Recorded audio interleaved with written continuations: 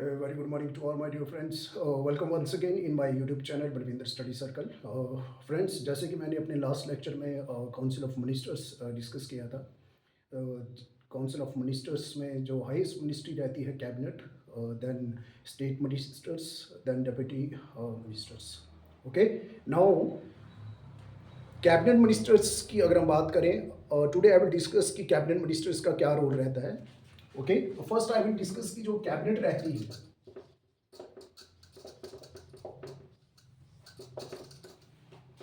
Cabinet it is a part of the council of ministers, जो हमने पहले भी डिस्कस किया कि जो कैबिनेट जो है it is being chaired by the prime minister of India.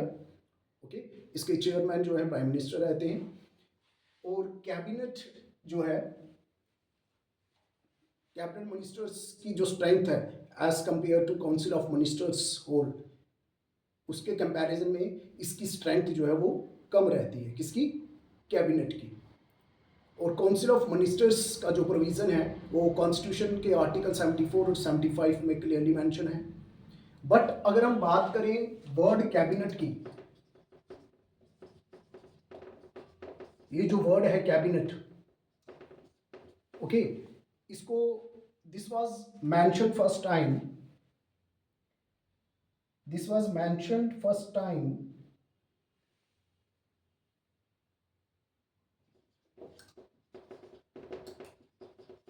Mention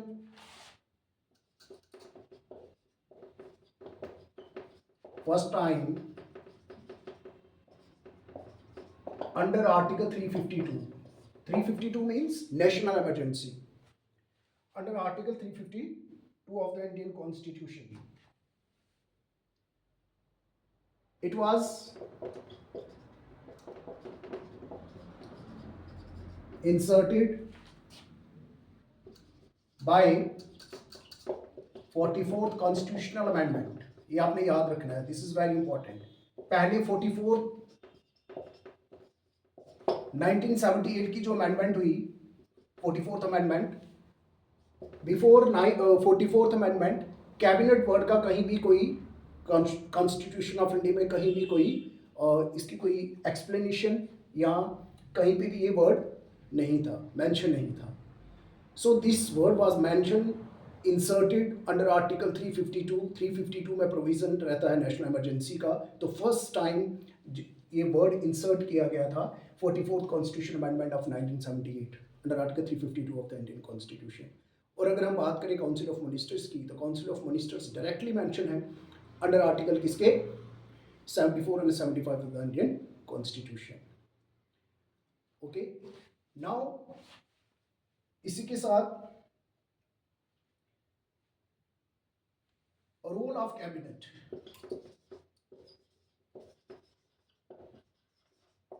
अब ये जो कैबिनेट होती है, जो कैबिनेट मिनिस्टर्स रहते हैं, जो कैबिनेट मीन्स जो कैबिनेट मीटिंग्स होती हैं जिसमें कैबिनेट मिनिस्टर्स, जो higher ministries like defence minister, home minister, finance minister, ये लोग जो है पार्टिसिपेट करते हैं. और कैबिनेट मिनिस्ट्री को चेयर कौन करता है? Prime minister of India. और इम्पोर्टेंट डिसीजंस जो है वो कैबिनेट ही लेती है. ओके, अब इसका मेन रोल क्या क्या रहता है हम डिस्कस करेंगे. Like it is highest decision making body. It is the highest decision making body.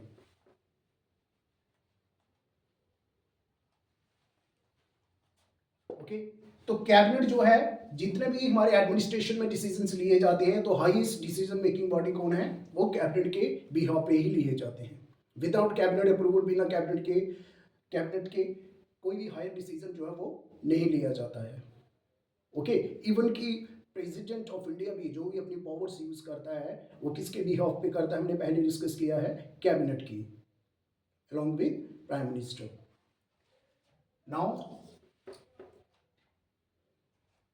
it is the chief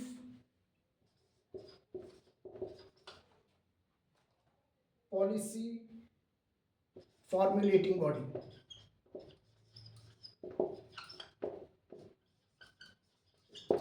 Formulating body of central government, chief policy formulating body of central government, मतलब जो भी centre में government रहेगी उसी की cabinet होगी। Okay, और उसके अंदर जो उसके कैबिनेट मिनिस्टर्स रहते हैं, जो कैबिनेट रहती है, वही जो है चीफ जितनी भी पॉलिसीज बनाई जाती हैं उन सबको अप्रूवल कौन करता है, किसके बिहाफ पे किया जाता है, कैबिनेट के। कैबिनेट अप्रूवल के बाद में ही फाइनलाइजेशन किया जाता है। तो चीफ पॉलिसी जो भी बनाई जाती हैं, जितनी भी पॉलिसीज, चाहे वो फॉरेन पॉलिसी के रिलेटेड हो, जहाँ कोई नेशनल इमरजेंसीज के रिलेटेड हो, डिजास्टर मैनेजमेंट के रिलेटेड हो, जो किसी तरह का भी to deal with the terrorism,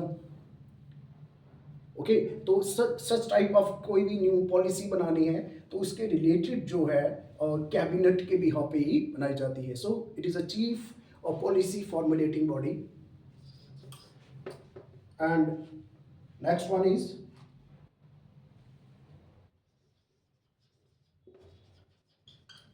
it is supreme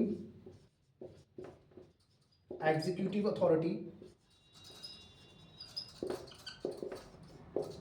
supreme executive authority of central government। और इसी तरह ये सुप्रीम एग्जीक्यूटिव अथॉरिटी, जितने भी एग्जीक्यूटिव डिसीजंस लिए जाते हैं, जैसे कि executive head of the state किसको कहा गया है, प्रेसिडेंट को, but real executive power lies in the hands of prime minister along with council of ministers, and cabinet is the part of council of ministers. So जितने भी executive authority का जो supreme कौन है सेंट्रल गवर्नमेंट की, कौन रहती है, हमारी cabinet. Now next one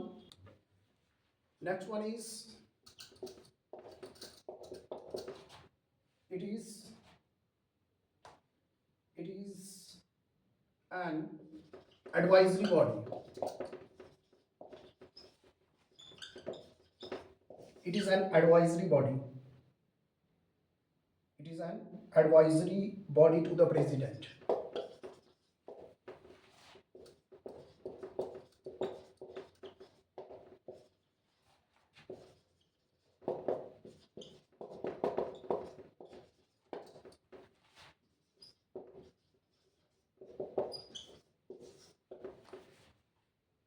cabinet जो है ये मेन एडवाइजरी बॉडी है, जैसे हमने पहले ही डिस्कस किया कि प्रेसिडेंट ऑफ इंडिया किसके एडवाइस पे काम करता है, council of ministers along with prime minister.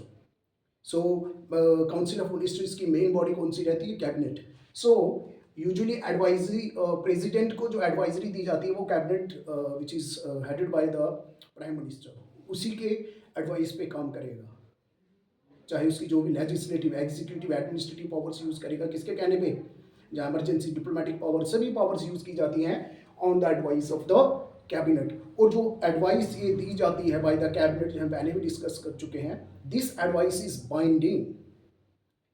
ये सिर्फ एडवाइजरी नेचर नहीं है, ये कोई फॉर्मेलिटी नहीं है, but this advice of the cabinet is binding over the president. That means president को ये इसकी एडवाइस फॉलो करनी ही करनी है, अपनी मर्जी से काम नहीं कर सकता। क्लियर, एक्सेप्ट अपनी डिस्क्रिशनरी कुछ जो पावर्स हैं उनको छोड़ के, बट मोस्टली हर फील्ड में वो किसके बिहाफ पे करेगा, कैबिनेट डिसीजन के बेस पे।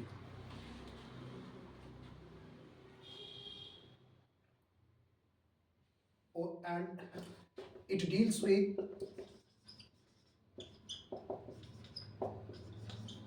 Deals with all major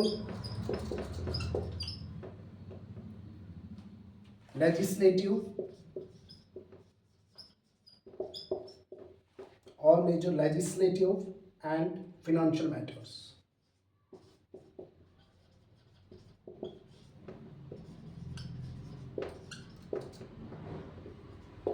financial matters, और कैबिनेट ही जो है जितने भी फिनेंशियल या जो भी लॉ मेकिंग, कोई भी नया जैसे लॉ बनाना है फिनेंशियल मैटर्स के रिलेटेड, इनके रिलेटेड भी और सारे काम जो है वो कौन डिस्कस करता है, कौन डील करता है, कैबिनेट ही डील करती है।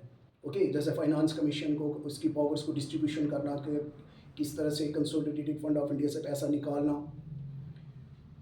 ओके, तो without the approval of the parliament and finally without the और कैबिनेट के परमिशन के बिना प्रेसिडेंट भी कोई काम इसके रिलेटेड नहीं करेगा। क्लियर? सो ये थे कुछ मेन फंक्शंस कैबिनेट के। Now next topic is PMO office.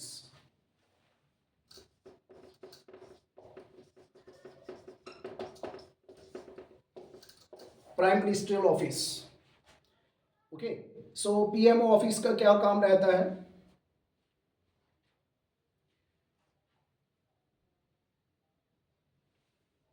तो पीएमओ ऑफिस जो है, PMO office is administrative body. ये एक एडमिनिस्ट्रेटिव, कॉन्स्टिट्यूशनल नहीं, एडमिनिस्ट्रेटिव बॉडी रहती है। दैट इसका मेन काम क्या रहता है? To assist prime minister of India. ये किसको असिस्ट करती है? प्राइम मिनिस्टर को। PMO office of India in managing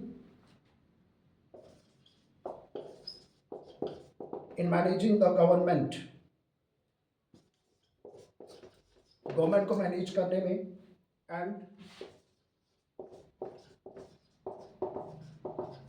and exercising constitutional, executive and administrative functions.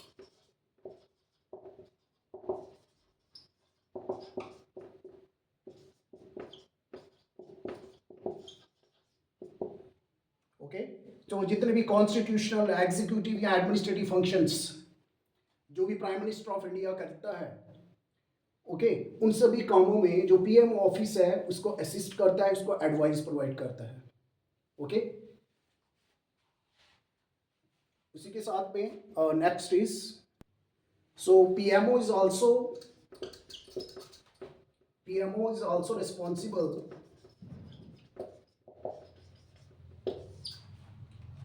For coordinating the functions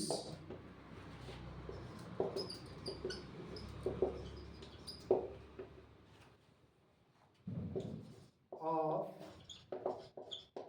various departments and ministries. Okay, तो various जो भी departments और ministries के फंक्शंस रहते हैं उनको कोऑर्डिनेट कौन करता है? PMO office.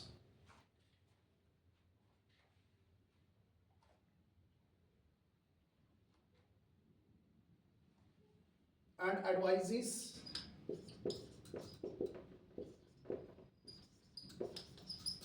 The prime minister, वो प्राइम मिनिस्टर को एडवाइस भी प्रोवाइड करता है। एंड आल्सो ये जो पीएमओ है, पीएमओ ऑफिस का जो head usually headed by principal secretary.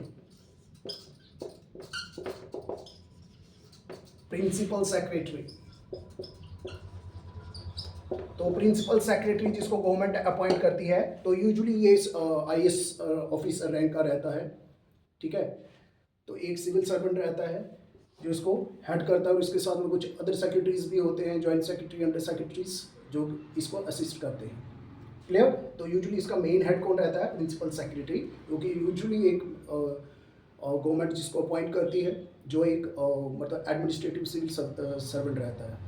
Clear? Now some departments जो हैं, जो इसके अंडर रहते हैं, सम डिपार्टमेंट्स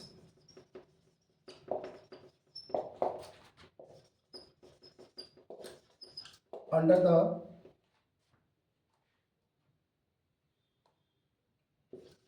PMO, जो पीएमओ ऑफिस के अंदर कुछ डिपार्टमेंट्स रहते हैं, लाइक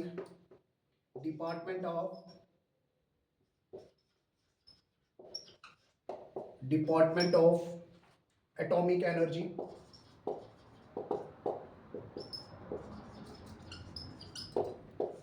ठीक है। तो एटॉमिक एनर्जी के रिलेटेड, न्यूक्लियर एनर्जी के रिलेटेड जो डिपार्टमेंट्स हैं वो किसके अंडर रहते हैं? PMO, department of space,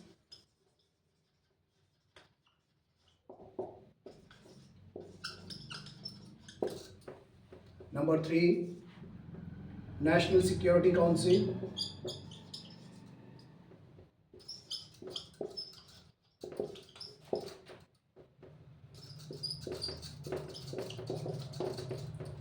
NSC जो कि नेशनल की सिक्योरिटी के रिलेटेड डिपार्टमेंट है, ये भी किसके अंडर रहता है?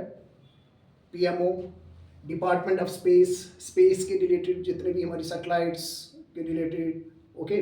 तो ये भी सारा इसको एक्सप्लोर करना, स्पेस एक्सप्लोरेशन करना, सैटेलाइट्स को लॉन्च करना, वो जो डिपार्टमेंट है वो भी किसके अंडर रहता है? PM office. दैट मीन्स ये सभी इनको किसकी निगरानी के अंदर रहते हैं? पीएम ऑफिस के under. Okay, so main function of the PM office is to assist the Prime Minister of India in his various policies, उसको एडवाइस प्रोवाइड करना। वो एडवाइस जो है उस पर बाइंडिंग नहीं होती है, बट उसकी हेल्प करने के लिए डे टू डे उसको एग्जीक्यूटिव, एडमिनिस्ट्रेटिव, कॉन्स्टिट्यूशनल जितने भी काम काज उसको करने हैं, उसको ड्यूटीज़ जो करनी है प्राइम मिनिस्टर को, उन सब में हेल्प करना, एडवाइस प्रोवाइड करना, असिस्ट करना, और this is the work of the PM office. Okay, so ये था हमारा आज का टॉपिक। आई होप आप लोग एंजॉय करेंगे, और इसी तरह मेरे चैनल को लाइक, सब्सक्राइब और शेयर करते रहिए, और वीडियोस को एंजॉय करते रहिए। So till then take care, goodbye, thank you very much.